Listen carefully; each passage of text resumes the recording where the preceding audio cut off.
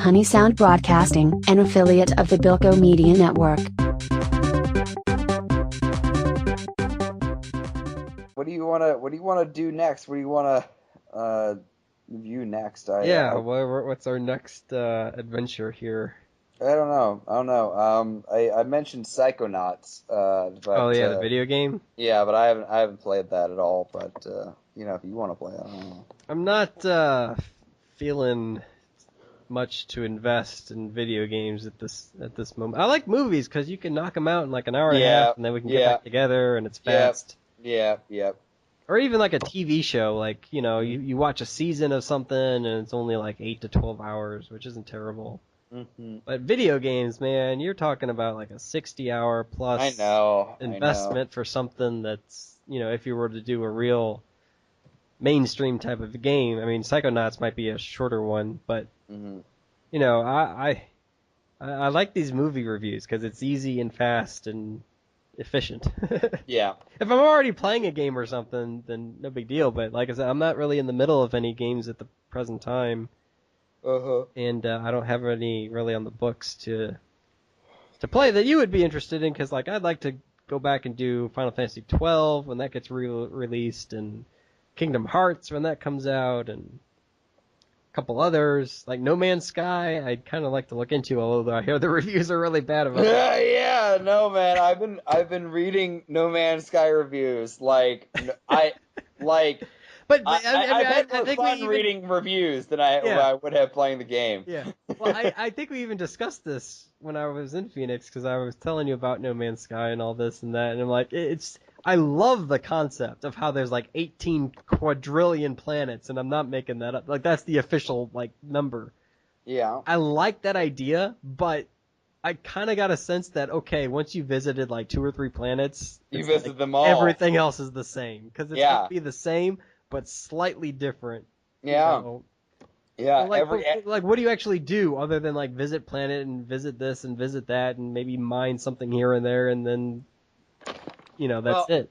Well, that's the exact problem with No Man's Sky, is that you mine planets and shit for stuff for your ship, so you can fly to more planets, so you can mine more shit for your ship, so you can fly to more planets. And it's one big loop of what's the point? Right. What's the point of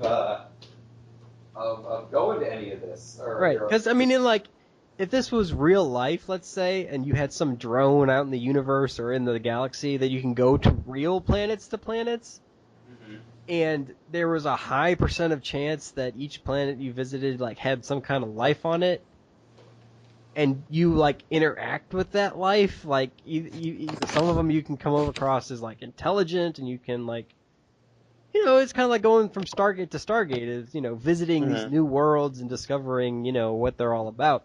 Hey, I'm gonna turn on the shitty microphone if that's okay. Yeah. Okay. All right, go on.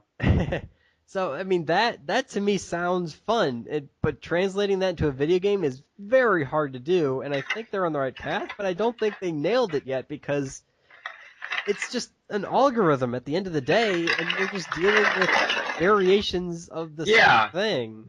Yeah, like I knew there was going to be a problem when I heard 18 kajillion worlds, right?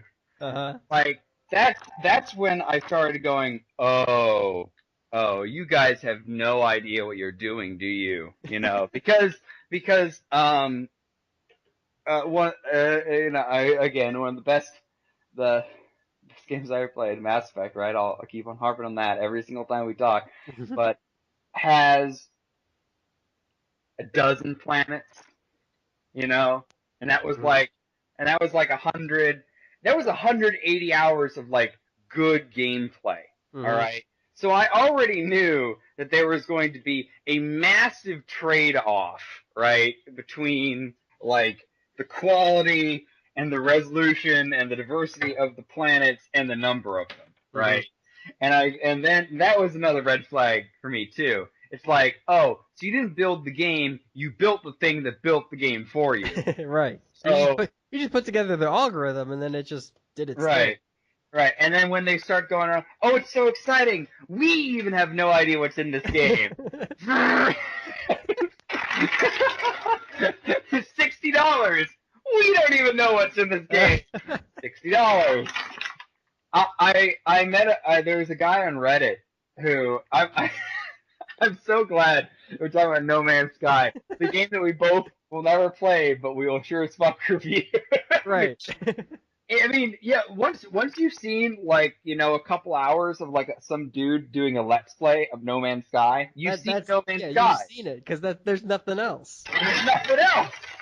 There's absolutely nothing else. Yeah. So like I actually had a couple of my friends buy it because they're my friend Dustin, all right, who makes much less than what you would be able to, drop money on $60 AAA games for, like, is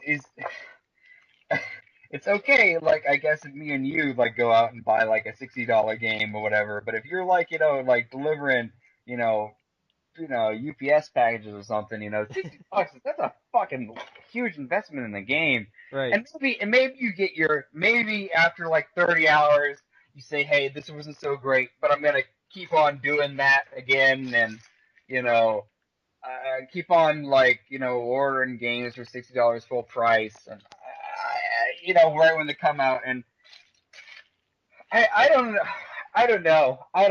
I mean, gaming has moved on from, just being something that you get ridiculed for doing, right? But it's become like the new thing you talk around the water cooler about. So that also brings in the social pressure of, I have to buy this. I have to buy this, yeah. Because everybody else is playing this game. I have to play this game too. I have to talk about this, and that, beyond anything, is what, lifted No Man's Sky off the ground. Mm-hmm.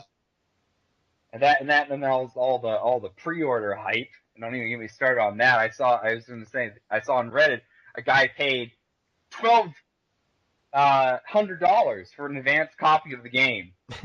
Yeah, I heard about that, and he's got real mad because there's nothing there.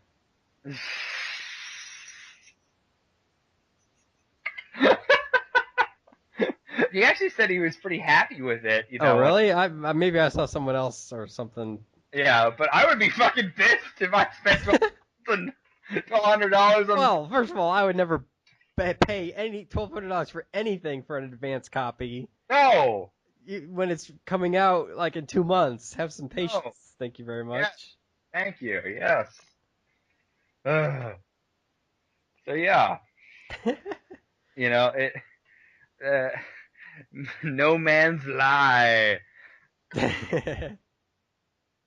It's what happens when you pre-hype or you hype up a game. Yeah, because that's the thing. Like they've been hyping this thing for like 2 years. Mm-hmm. And everybody knew that there were going to be like 18 quadrillion planets that you can visit and all. Like that sounds impressive. Yeah. And it just because that was one of my biggest concerns too. Is like I don't think it will live up to the hype. Yeah, and it clearly didn't. No. You were correct. But if this game came out of nowhere, like if there was no like promoting it, I think everybody would be like, "Oh my god, look at this awesome game." And it'd be just kind of one of those it would be kind of like Myst, if you remember Myst, where there's not really anything to do. You just kind of run around and experience this weird new concept. Like I think it's a concept game. And not necessarily, you don't really play it for the video game aspect of it. You do it for the sake of exploration and discovery.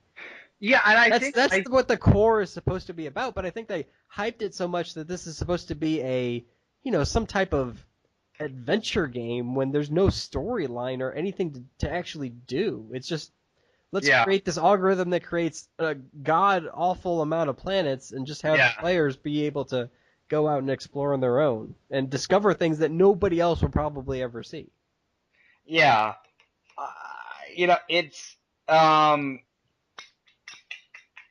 I think the procedural generation thing is a mistake because I think that human beings are going to be clever, probably unless you design just such a magnificent system that I am completely flummoxed by all the variables, and whatever. But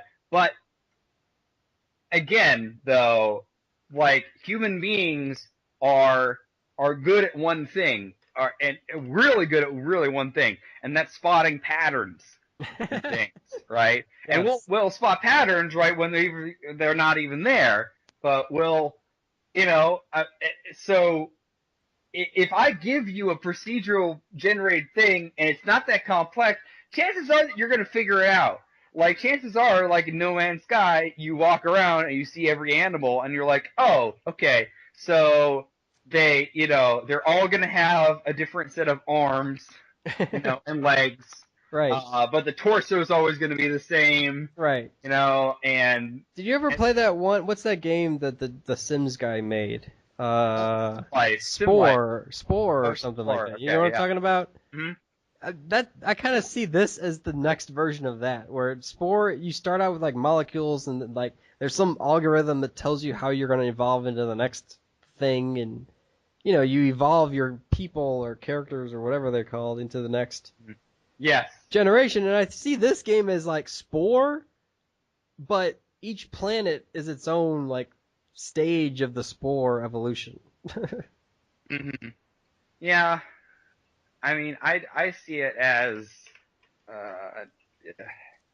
just there's a really good review, I think, by a game reviewer called Total Biscuit about No Man's Sky. He talks about that there are these desperation genres out there that aren't currently serviced, but people really, really want.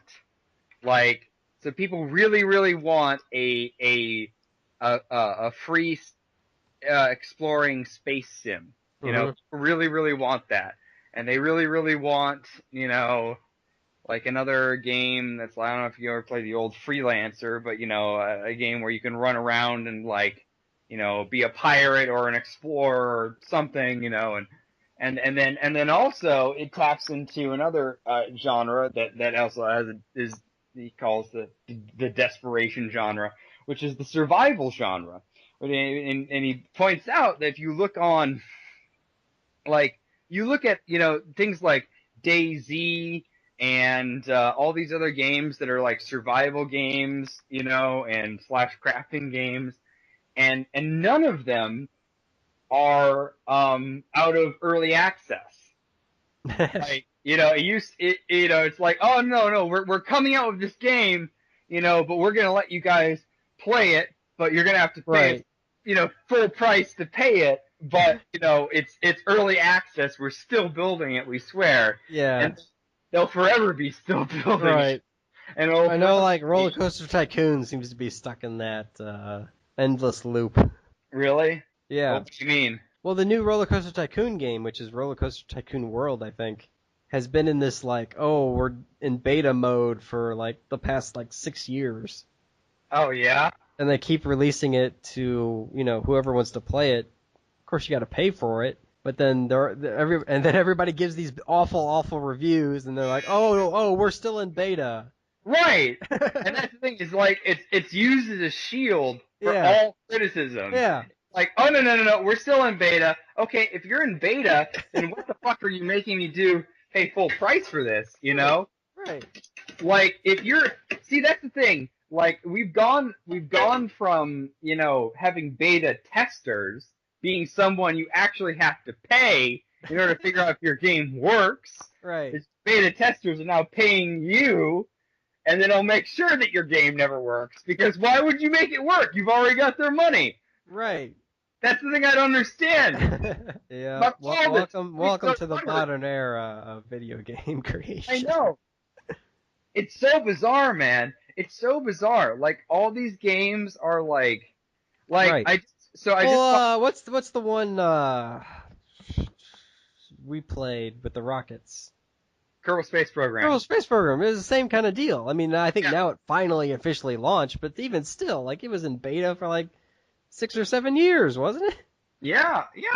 But I think that was an example of of what you, because, you know, when we played Kerbal, right, you know, even when it was very early on, it was still a functional game. You know, core gameplay was finished and finalized in you know, like, or very early on in Kerbal, and then everything after that was just, you know, like you know, gravy, like docking ships and, you know, all this other stuff. So, you know, I think I think that the incentive structure, though, is a bad one almost universally. Like, I mean, Kerbal, I think, is an exception to the rule, rather than something that can be held up as a shining example of why this all works. No, I think I think we've seen pretty overwhelmingly the evidence come in that that pre-ordering and kickstarting and all this other stuff and all this hype generation and all this early access stuff is detrimental to the overall quality of the product. I think, you know. No, I agree.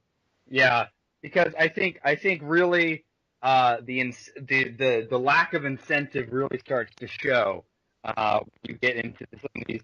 You know, I took a look at what 5 years after they've had you know, paying members, you know, accessing it and going online, and it still is an alpha mode, and it you know, and it still looks like garbage. I mean, you know, it doesn't look that great.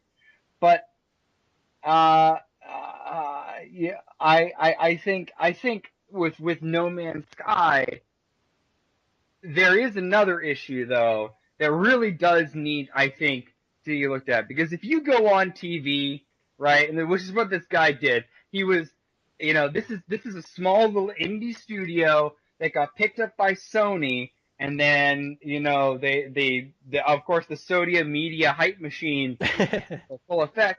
So this guy's on, like, the Late Show of Stephen Colbert. He's talking about, like, will there be multiplayer in this game? Yes. Well, no, there's no multiplayer in this game. So, like, how is that? How is that acceptable? How is it acceptable that, I mean, wait. There isn't a multiplayer option? There isn't multiplayer. Like, hold on. I thought everybody was in the same galaxy. No. And you can meet up with whoever you wanted to. No, it's like people have tried to meet up in this game, and they're on the exact same planet, and they're staring at where the other person should be, and they can't see each other. What? There's no multiplayer in this game. Like, because I thought there was supposed to be, but I don't know. Maybe. I think if you name, like, a planet something, and someone comes over that planet, like the name that you name that planet, they can see that name, and that's it. So, you know. I mean, you know, there's probably going to be 1,000,001 planets named Spoogemaster 5000 that you're going to, you know, come across, and it's just going to get you more samey after that. Yeah, but I don't understand how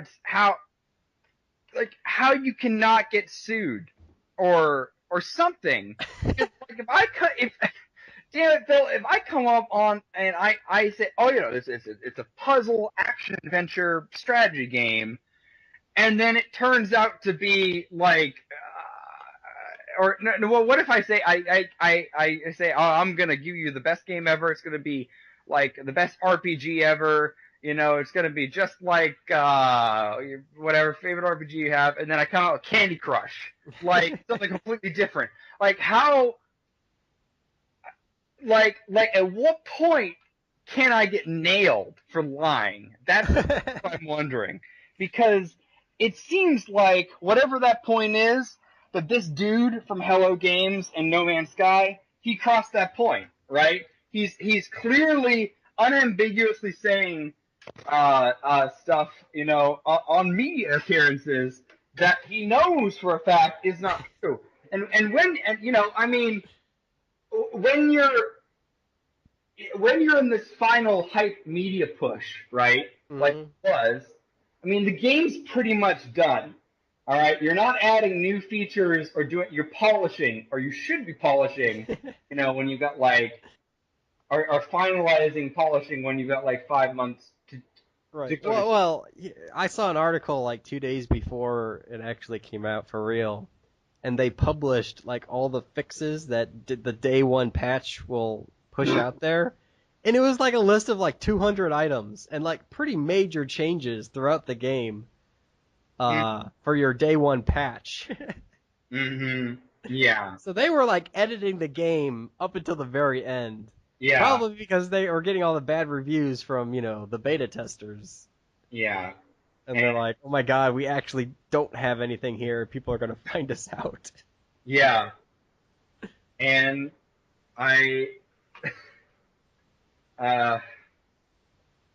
people, partially it's the fan base's fault, for pre-ordering, for allowing its hype to get out of control, or whatever. But right, that's what I was like. There's just way too much hype around this game for it to be realistic of what you actually get. Right, but also at some point you have to hold the guy who is your only source of information as to whether you're going to buy this game. If he's directly telling you things that are false, right? Now that should be illegal. I mean, obviously, you should suspect that he's lying through his teeth to get you to buy this game. And then you should wait for, like, a couple of reviews to come out, and then Unless you, know it's going to be an awesome game. Right. Like, there's no reason for you to ever buy it without looking at an actual review first. Especially on the day when we have, like, Let's Plays and YouTube. Oh, yeah, certainly. Just wait a day. Wait a day for all the Let's Players to get all their crap out, and then, take a look at it. And listen to, like, 6 or 7 dudes and, kind of form a consensus opinion. Don't believe anything that comes out of these right. people. I mean, there's this guy who's apparently pretty famous for doing that, Peter Molyneux, who was the guy who made the Fable series. He kept talking about, oh well, if a nut falls off this tree in my game, eventually if you come back where the nut fell, you'll find another tree has grown. And I'm like, no, you didn't. You're not putting that in your game. You don't put it in your game. It's an idea you had, maybe, but no.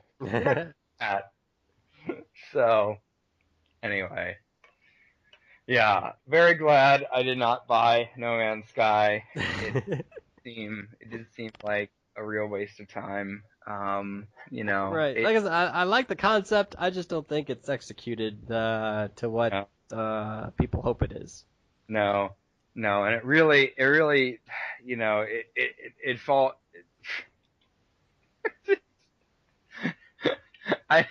It falls flat. But I just love the reviews so much. Like the minute it came out, I was so, I was ready. I was ready for the disappointment pain train. I was just like, pop the popcorn, sit back. We're gonna watch this shit show. We're gonna watch these people eat each other. It's gonna be great. Mm-hmm. Because, yeah, man, who could have seen this coming? Only if you've been paying attention to video games for the last 10 years. I mean, the trends are there. Badly optimized and poorly polished and barely finished games come early access and Kickstarter crap all the time. All the time. They are the rule. They are not the exception. All right? You give your money to, some dude in Palo Alto and hope for the best. Guess what? You have no idea. You have no idea. You have no idea if this game's ever going to get made. You have no idea if this game is going to be anything close to what they promise. It's a stupid system. People fall for it. And the worst thing is that people fall into this trap, and once you spent $50 on a Kickstarter or a pre-order, you're more likely to defend decision and defend the game. Right. Like, if anything, it puts you more into a bad place that's gonna, wreck you when you finally play this game. This has been a presentation of Honey Sound Broadcasting, an affiliate of the Bilko Media Network.